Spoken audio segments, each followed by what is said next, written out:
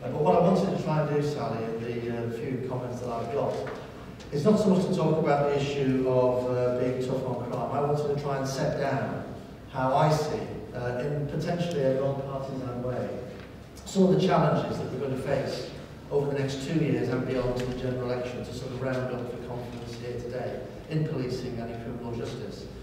Because I think we are at a very crucial moment where we are halfway through a range of police reforms the government is bringing forward.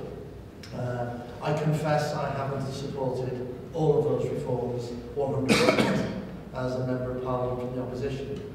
But the key thing is those reforms are there. And I think we have to look at now the next 2 years, their implementation and reviewing where they are in this time of change. But also in the run-up to the general election, all political parties are going to be looking at what they will be doing for the next 5 years. And my contribution today is really to set some of the challenges that I see as to where we are here today. We are in a time of real change. We know that. If we look around the police landscape at the moment, we see the Police and Crime Commissioners elected 2 weeks ago today. 13 Labour Police and Crime Commissioners, 16 Conservatives, 12 Independents, a mixed bag. The Labour Party having control of policing commissioners in the large metropolitan areas, in Bedfordshire, in Durham and places like that. Conservatives in rural areas, Independents across the whole of the country. We have the challenges of the third year of the potential funding cuts at the moment coming through next year, which I'll talk about in a moment. But also, next Wednesday, we have the government's autumn statement looking at the financing for future years beyond to the general election, and that will set a tone on what policing will have to do. We have the issues you talked about undoubtedly this morning in terms of the new ICT technology company, and whether police and crime commissioners will buy into that, and how that will work in practice. We have the policing college being established, and what that means, and again, who will buy into that. We have the potential, I think, for still some transition and difficulty on terms and conditions on the Windsor implementation for police officers. And I think, this is my view, take it or leave it, that we have some real challenges in lifting police morale at the moment in the country at large. We have potentially early next year a strike ballot where police are looking at introducing for themselves the right to strike, and the quid pro quo that could bring in terms of morale for policing. We have major reductions, and again I'm trying to be non-partisan side, but major reductions, rightly or wrongly, I have a view, in relation to local authority spending, down 25% next year, health or reorganisation in England, financial pressures in Wales, all of which will impact upon the community crime element and how police authorities, commissioners, now can work to look at reducing crime. And we have at the same time massive changes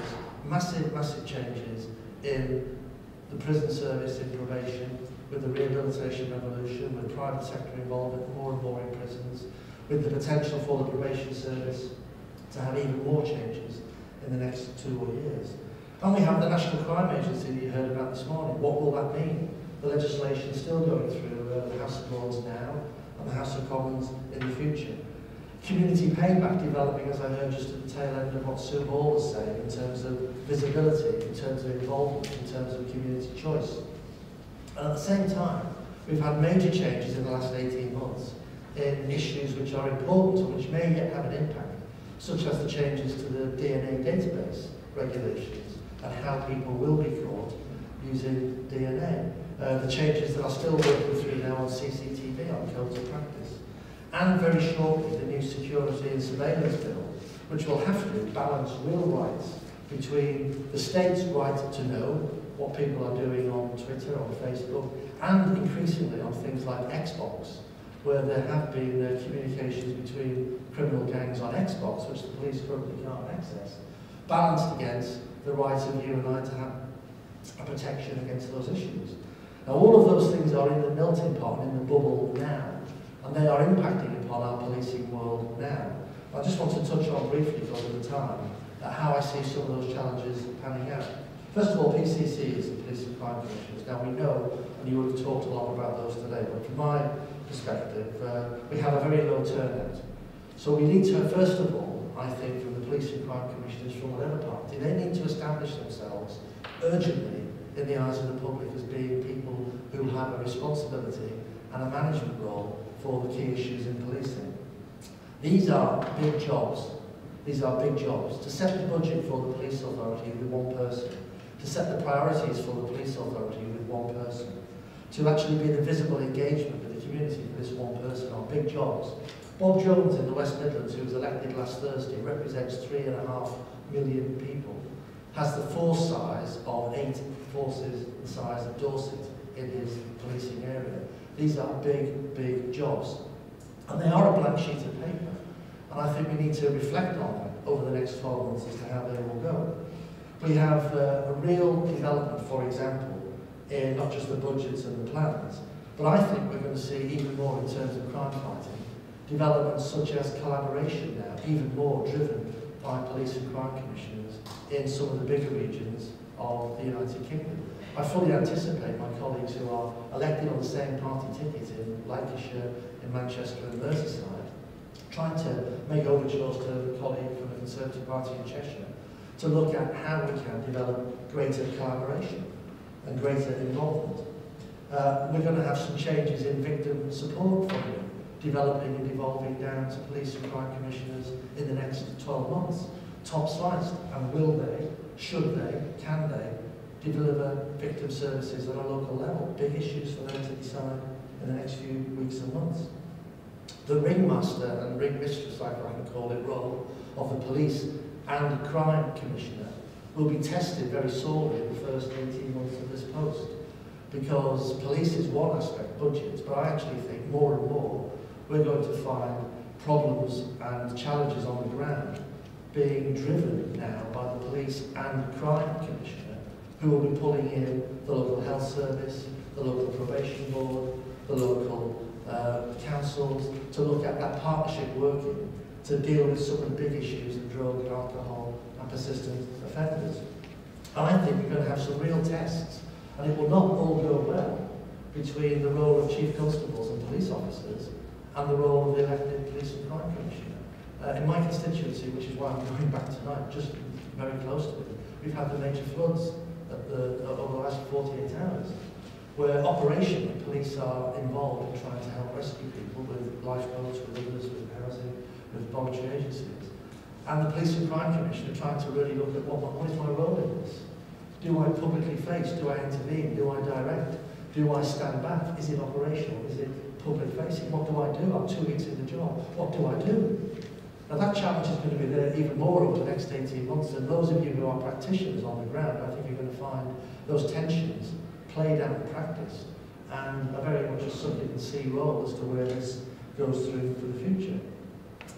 For my own party, and it's just important to say this because we do have now 13 big commissioners in place, we've made very clear commitments which are all bought into to look at making a challenge to the funding settlement for the next 2 years, trying to focus on neighbourhood policing, looking at the serious role of the private sector and how and where we use that private sector role, looking at strong and quick responses to antisocial behaviour, trying to develop those partnerships, making sure we have that operational independence embedded, and making sure we engage with the public. And in those big areas, West Yorkshire, South Yorkshire, Northumbria, Merseyside, Manchester, these are going to be big challenges and big jobs.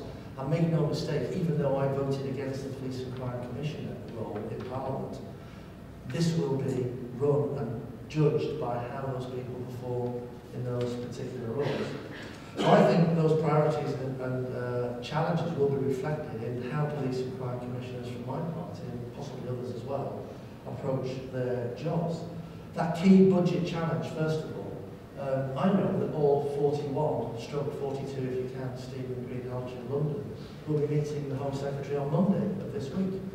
I'm expecting that one of the first things all of them will be saying is, what about the settlement? Is the settlement enough for next year? I've just been elected for increased visibility in policing to manage a budget that you are reducing centrally. Those are going to be real challenges and real discussions. We have a vote in February in the Commons on the 2013-14 police settlement that will be consulted on during the next 3 months before that vote. I expect police and crime commissioners from all parties to be putting in their two pence worth about the future of that, because we face at the moment 7,000 frontline officers gone, 1,000 more than thought, and 15,000 frontline officers gone by the 2015 deadline. So while police and crime commissioners will be arguing about that settlement, I also think they're going to be looking now at how they deliver their settlement in the next 18 months to 2 years, because they will be judged on that. So as I've said, I think there's going to be real challenges on police collaboration. I expect that the forces with local councils and with the police themselves are going to look at areas of collaboration on back office staff, on purchasing, on frontline police officers, on a whole range of issues independently. I think there's going to be a real tension, and I say this to those who are involved in local councils in the community, when you as councillors or as officials of councils are faced with a rate freeze by government and the police and crime commissioner isn't, and the police and crime commissioner is losing 20% of their budget over the next 2 or 3 years. Do the police and crime commissioner raise their rate? There will be real tensions there, because the rate will be passed on not by the police and crime commissioner directly, but by the local council in the rate bill that you will be sending through people's doors. Where is the balance going to be? Are we going to have, and this could be from all parties or from none, in the first 2 years before any potential future election, rate rises from police and crime commissioners to compensate for the financial cuts in central government? And it was touched on slightly by Deborah, I think, in the discussions I just heard from her contribution. Increasingly, the argument will be, if the cuts continue, what is it we are not going to do? What is it as a police commissioner I can say to you I can't now deliver for you as the public? And who and when are we going to start to say those issues? And where, and ultimately, will the blame for that finally lie in terms of the accountability? So that collaboration, I think, will increase with local government, with health, probation and others. And we may even see, dare I say, that because of the level of pressure on police and crime commissioners, that the drive to tackle crime and prevent offending and prevent reoffending might even be stronger, because the collaboration agenda has to force people to look at how we prevent, not just cure. So I'm expecting more work on persistent offenders between the agencies, more work on drugs and alcohol, more work on people who are coming in and out of prison on a regular basis, not just persistent offenders in the community.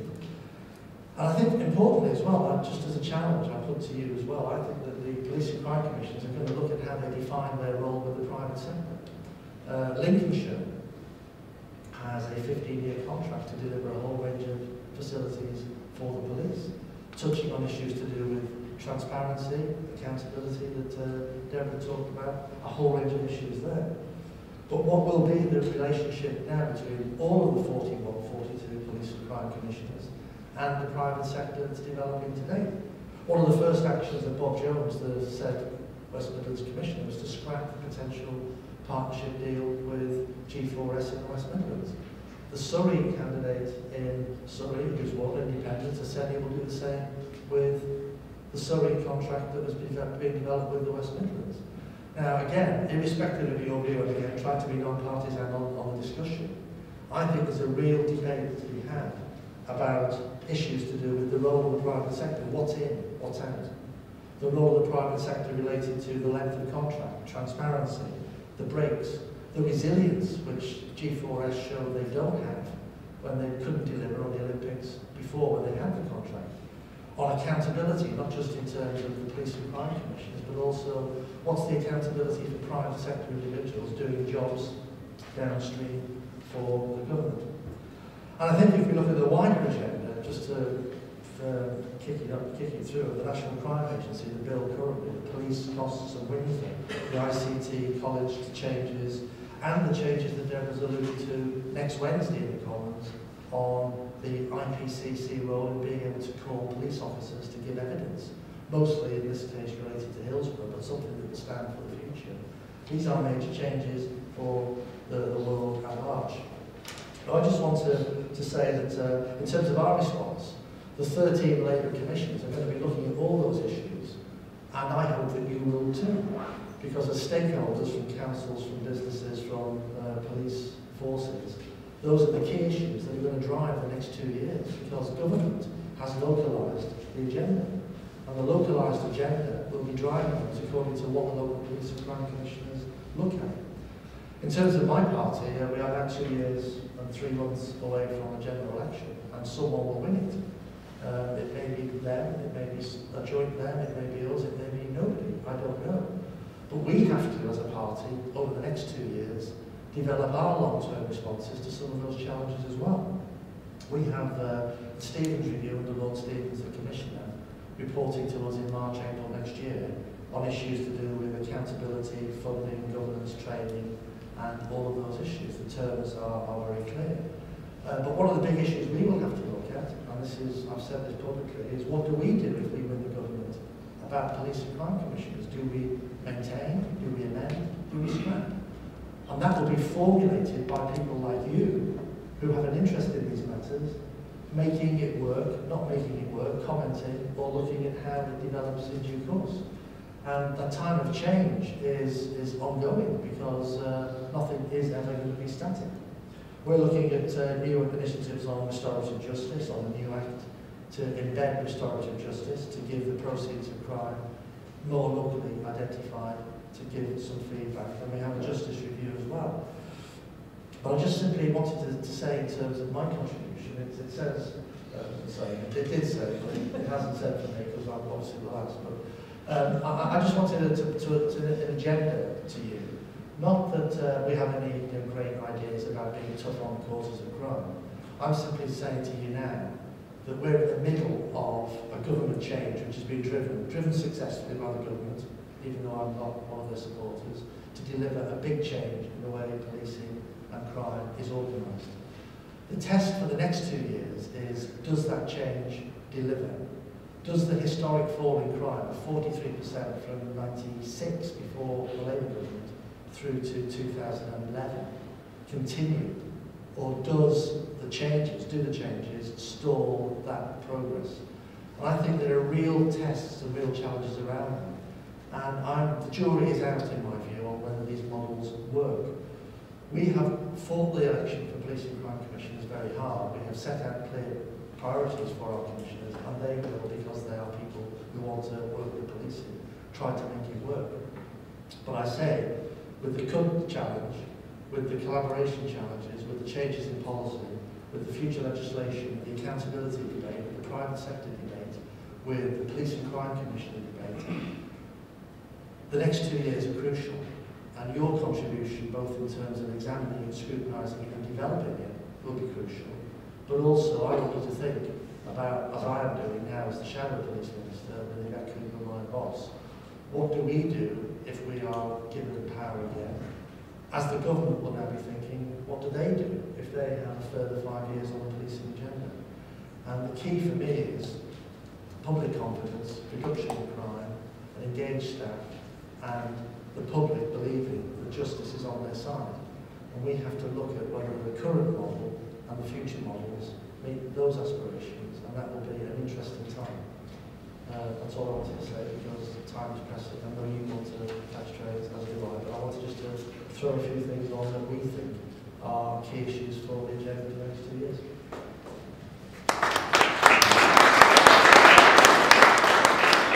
Thank you very much. You said that's all you wanted to say. I was pretty complete talking about resign, I may say so. Are you happy to take a couple of questions if there are? Yes, at the front. Can you just hang on for the mic?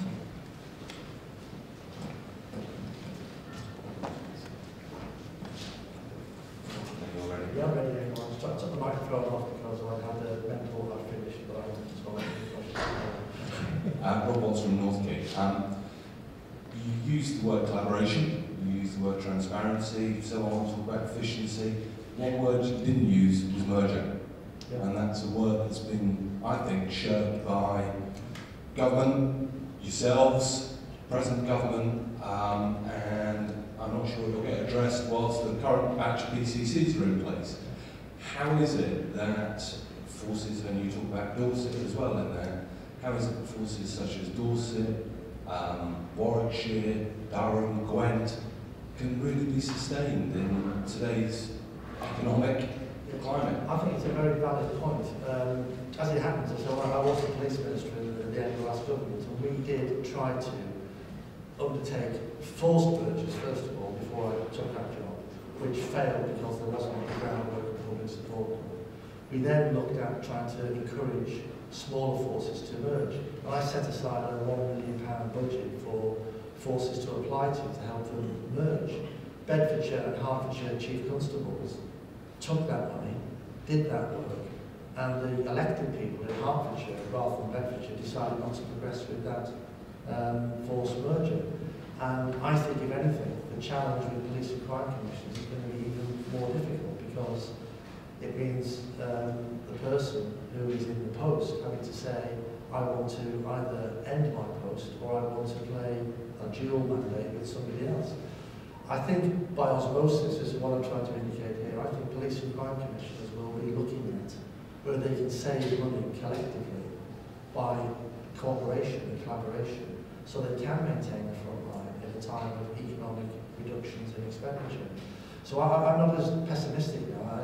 I think it will happen where you'll have lots of blocks of work being done collaboratively as it is now. If I were the minister, I would be looking to encourage that centrally. I'd be looking to incentivise it centrally, and I'd be looking to monitor the performance of local forces on that. But it will be certainly one of the issues that Stevens is looking at now, and it's one of the issues that we may revisit in the election, because anything can happen. We've not ruling anything out for the election yet, and we could look at amending the model of crime commissioners in a number of ways, and mergers could be there, they could not be there. So there's no commitment, but I do think it's an important issue, because some forces are localised but are not sustainable. And when you have a strategic policing requirement, which is sucking things out anyway for the strategic overarching thing, when many of the challenges are regional and national now, on organised crime, on terrorism and other challenges, and policing is becoming very local, then I think there is a bit of a disconnect that needs to be managed. But we made a complete car crash on it, so who am I to say?